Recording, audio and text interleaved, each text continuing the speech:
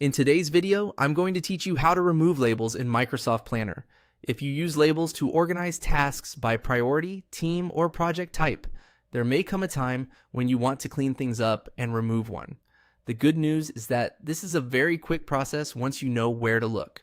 To get started, open Microsoft Planner and go to the plan where the task is located. From the current view, look near the top of the screen for the option labeled Grid and click on it.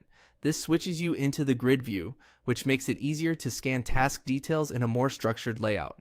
If you're currently in another view, like Board, moving to Grid can help you access fields such as labels more directly. Once you're in the grid view, find the task or row where the label appears.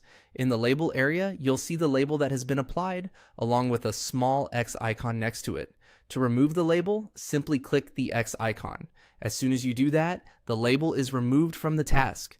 That's all there is to it.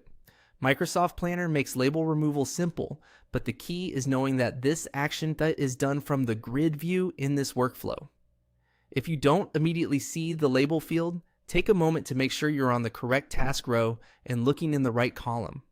A helpful tip is to double check the task after removing the label, especially if labels are being used by your team for filtering or reporting.